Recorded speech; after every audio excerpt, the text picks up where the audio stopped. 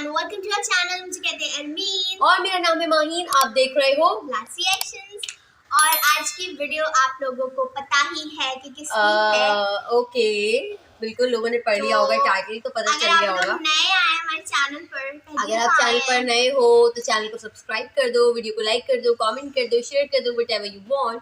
साथ में इंस्टाग्राम पे भी जाकर हमें फॉलो कर सकते हो क्योंकि वहाँ पर भी हम डिफरेंट तरह का कंटेंट आपके लिए लगाते रहते हैं। एग्जैक्टली। इसी के साथ अगर आप रिक्वेस्ट भेज रहे हो तो प्लीज डिस्क्रिप्शन क्या बोलते हैं, डिस्क्रिप्शन नहीं, लिंक जो है उसकी भेज दो और डिस्क्रिप्शन भी भेज दो। मतलब जो भी है आप भेज दो, नाम वगैरह या क्रिएटर का नाम, ताकि हमें पता चल जाए कि यार इस वाली वीडियो को देखना है। और होली वाली जो वीडियो बनाई थी ना हमने इससे पहले, वो एक रिक्वेस्टेड वीडियो थी और मैंने बाद में वो कमेंट पढ़ा कि ये तो उसी चीज की रिक्वेस्ट है जो मैंने वीडियो बनाई, तो उसके अंदर मैं मेंशन करना। अच्छा, I just read that comment और मैंने अरमीन से पूछा था कि ये रिक्वेस्टेड है तो शी सेड कि नहीं रिक्वेस्टेड नहीं है। मैंने कहा शायद लिंक नहीं भेजा, इस वजह से उसने कहा। मैंने भी यही सोचा कि शायद कोई और हो। मेरा ख्याल से वो उसी की बात कर रहे थे जिसमें हमने रिएक्ट किया। खैर लेट्स सी, देखते हैं। वो वीडियो उनको डेडिकेटेड होती है। लेट्स सी, देखते हैं इसके अंदर क्या खुलासे होते हैं। बहुत ही मजा आता है इनकी वीडियो देखने में और बहुत ही मजा आता है वीडियो देखने में, सुनने में, प्लस इन्फॉर्मेटिव होती है यार। और फिर हम उसको देखते भी हैं तो वो वैसा ही होता है obviously. Exactly. Let's see, start हो गई है। स्टार्ट हो गई। It's not new video but जय हिंद दोस्तों, मैं हूं मेजर गौरव और आप देख रहे हैं।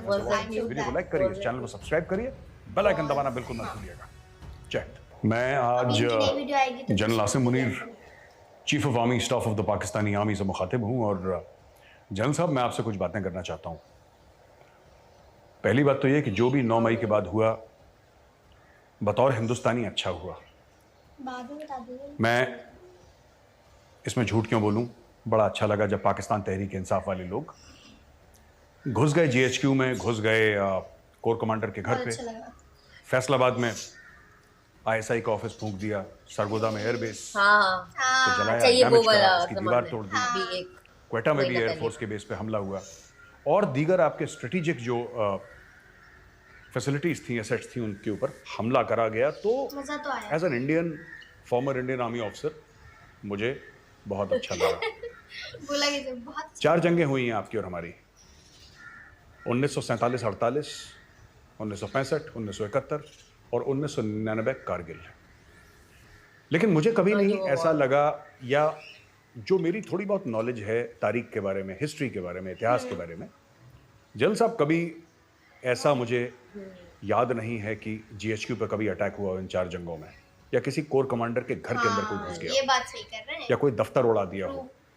एयरबेस के ऊपर अटैक जरूर हुआ होगा, आपने हमारे एयरबेस के ऊपर करा, हमने आपके एयरबेस के ऊपर करा, लेकिन किसी के घर के अंदर घुसना और रैनसैकिंग ऑफ द हाउस मुझे नहीं लगता कि ऐसे 4 जगहों में हुआ है।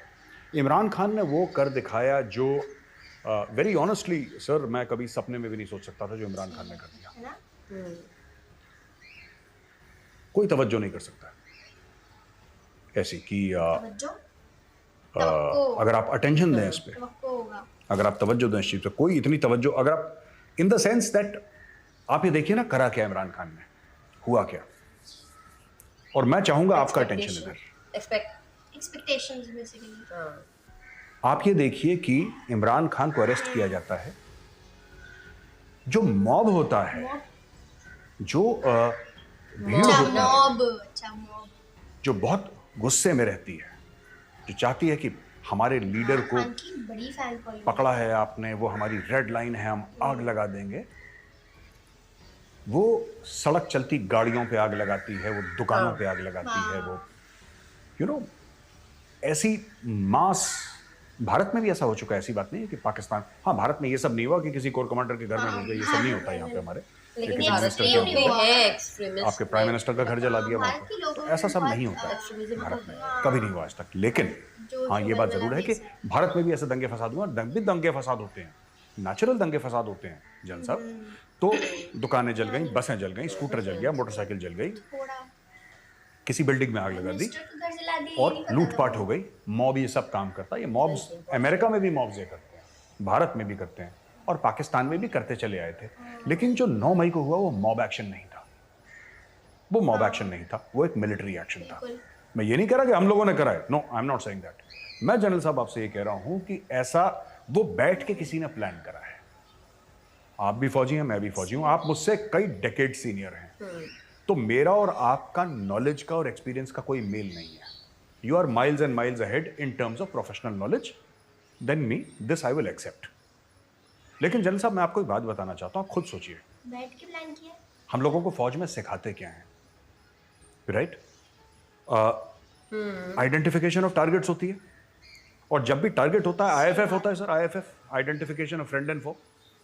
आईएफएफ होता है कि सामने वाला दोस्त है दुश्मन। कॉमन है आपके और हमारी teaching. We are both descended from the British Indian army. Who identified these targets? Who had the military knowledge to identify these targets?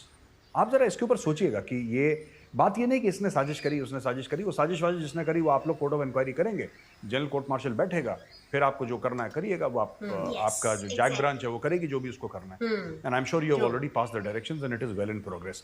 But मैं कुछ और कहना चाहता हूं जनरल साहब, somebody has very smartly on a map, किसी ने एक फौजी की तरह नक्शा लिया है। आपको भी पता है सर, हम लोग जब काम करते हैं नक्शे पे काम करते हैं। We all work on maps, we work on sand models. That is how faujis are everywhere, specially India and Pakistan. हमारे यहाँ तो है ही है, ब्रेड एंड बटर ही है। किसी ने मैप निकाला है जनरल साहब, और किसी ने मैप पे प्लॉट करे हैं टारगेट्स, और प्लॉट करने के बाद रिसोर्सेज एलोकेट करे हैं एक स्पेसिफिक टारगेट के लिए। तुम जाओगे कोर कमांडर के घर, तुम जाओगे सरगोदा एयरबेस, तुम जाओगे क्वेटा एयरबेस, तुम GHQ रावलपिंडी, तुम फैसलाबाद ISI ऑफिस। ये रिसोर्सेज एलोकेट करे हैं। इनके पास रिजर्व भी थे, इनके पास रिजर्व भी थे। अगर आप सोशल मीडिया देखेंगे, सोशल मीडिया को अगर आप छानेंगे, आपको पता लगेगा जैसे फौज में होता है ना, स्ट्रेटेजिक रिजर्व्स होते हैं। They had strategic reserves. There is the issue is not कि वो कोर कमांडर के घर में घुसे, the issue is that this was a planned military operation. मैं मानने को तैयार नहीं हूं, और मैं फिर कह रहा हूं कि जनरल साहब, you are far more experienced, you are far more senior than me. मैं तो आपको कुछ सिखा नहीं सकता, उल्टा मैं हो सकता है आपसे कुछ सीख ही लूं।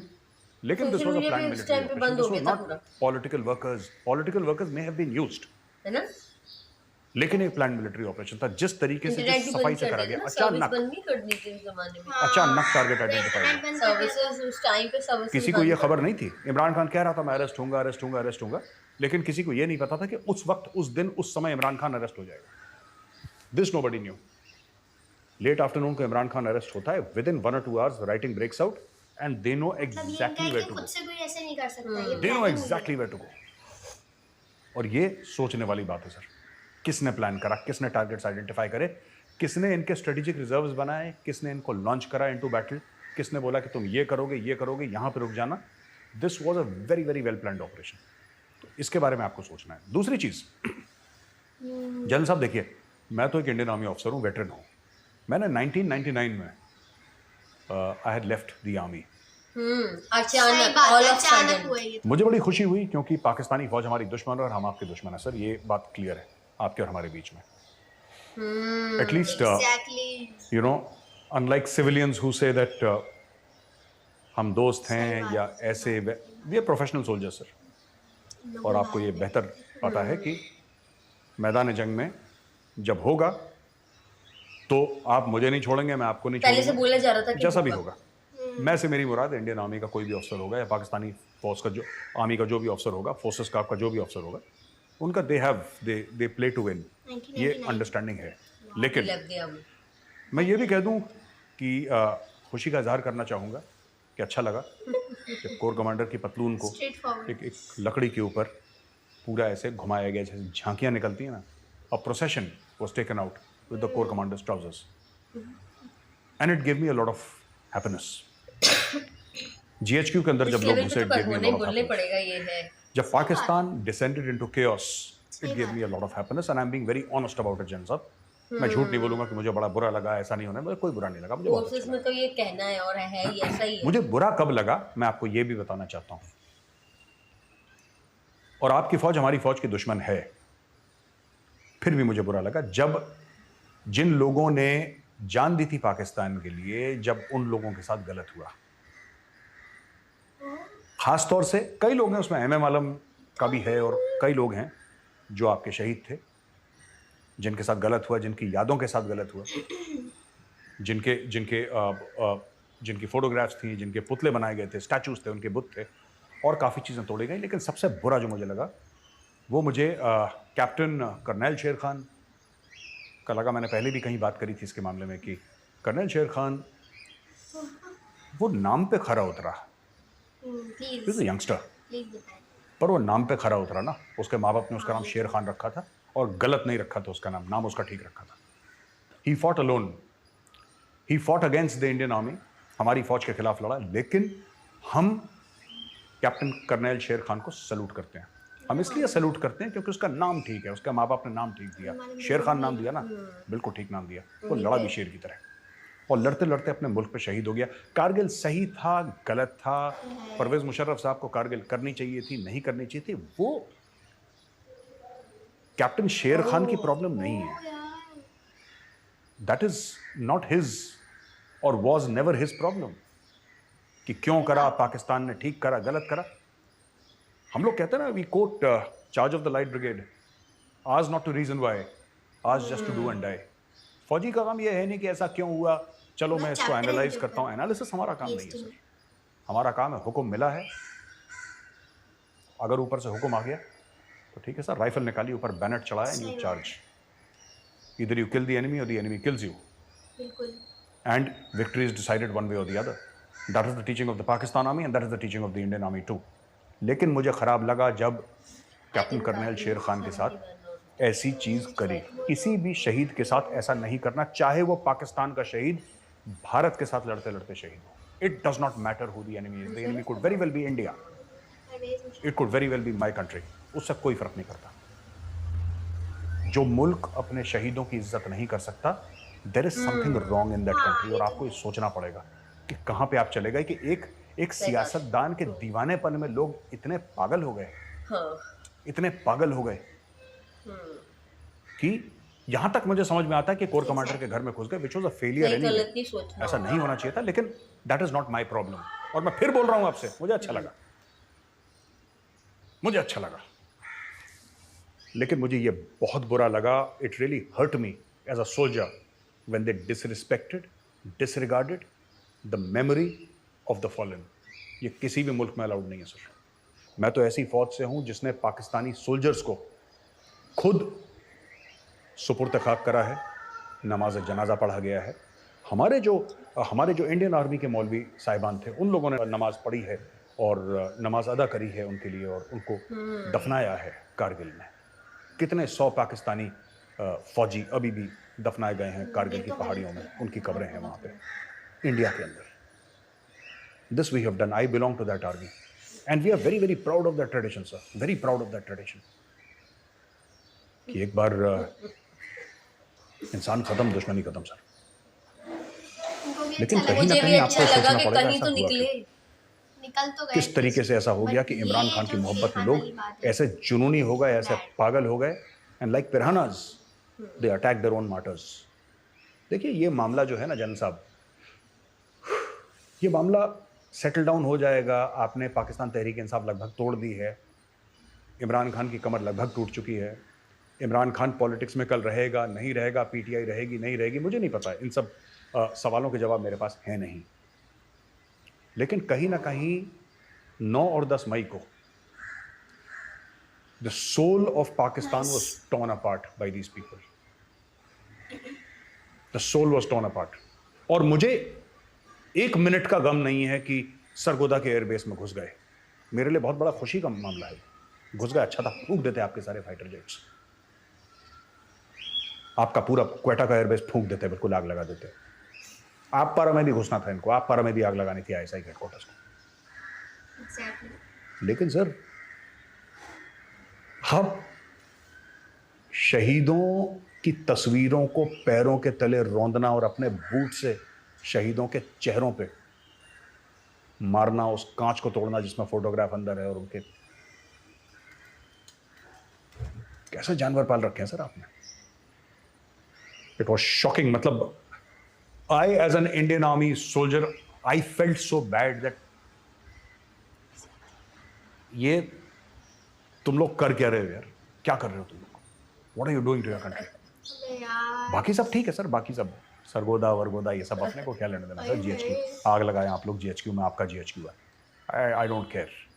Anyway, coming back to the next thing, जन साहब देखिए, you have asserted control over Pakistan finally. और यही बात मैं दिल्ली वालों से भी कह रहा था, ये जितने भी हमारे ये जो खान मार्केट गैंग हो, लुटियंस मीडिया है ना, कि इमरान खान ने पाकिस्तानी फौज की आंखों में आंखें डाल के देखा और पाकिस्तानी फौज ने अपनी आंखें बंद कर ली और इमरान खान से डर गया। मैं इनको डे वन से कह रहा था कि पाकिस्तानी आर्मी ने अभी बैटिंग करनी शुरू भी नहीं करी है, अभी तो ब्रेक हुई है, अभी तो इमरान खान ने बैटिंग करी है, अभी तो पाकिस्तानी फौज आएगी और वो बैटिंग करेगी। अभी वो पैड्स पहनेगी, ग्लव्स पहनेगी, हेलमेट पहनेगी, गार्ड वार्ड पहनेगी, फिर गार्ड लेगी विकेट के सामने, फिर बल्लेबाजी करना शुरू करेगी। And sir, I must, you have kept your track record spotless. I must congratulate you general Munir, आपने अपना ट्रैक रिकॉर्ड स्पॉटलेस करा है। कोई भी ऐसी जंग जो पाकिस्तानी फौज और पाकिस्तानी आवाम के बीच में हुई है, वो पाकिस्तानी फौज कभी नहीं हारी। And for that I congratulate you sir.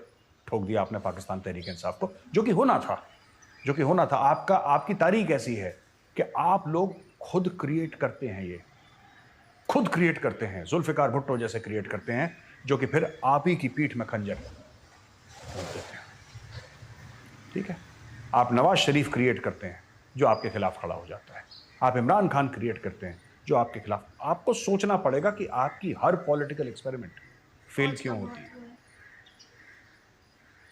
आपकी जो छोटी मोटी पॉलिटिकल एक्सपेरिमेंट्स है ना सर, जो सक्सेसफुल हैं, वो काफ लीग टाइप की, ये सब जो रेसगारी टाइप की हैं, चिल्लड़ फिल्लड़, वो ठीक है, that's okay. But on the larger scale, at the national level, आपकी कोई भी फौजी एक्सपेरिमेंट जो पॉलिटिकल थी, वो कभी सक्सेसफुल, नॉट दैट कि आपकी मिलिट्री को बहुत सक्सेस मिला है मिलिट्री एक्सपेरिमेंट्स में, ऐसा भी नहीं है, लेकिन पॉलिटिकल एक्सपेरिमेंट्स आपकी फेल हुई है सर। अब मैं आपको, आपसे बड़ा जूनियर हूँ, लेकिन मैं आपको एक दो नसीहतें देना चाहता हूँ सर, अगर आप बुरा ना माने।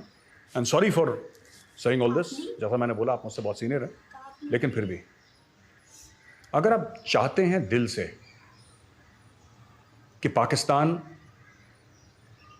तरक्की करे, ये मैं नहीं चाहता, ये मैं नहीं चाहता। मैं चाहता हूं कि पाकिस्तान पूरा रिसेशन में घुसे, मैं चाहता हूं पाकिस्तान डिफॉल्ट करे, और मैं चाहता हूं पाकिस्तान का नुकसान हो। सर मैं आपको ब्लंटली बोल रहा हूं, आपके लिए, आपके मुल्क के लिए मेरे दिल में कोई नेक तमन्नाएं नहीं, ना कभी थी ना कभी होंगी।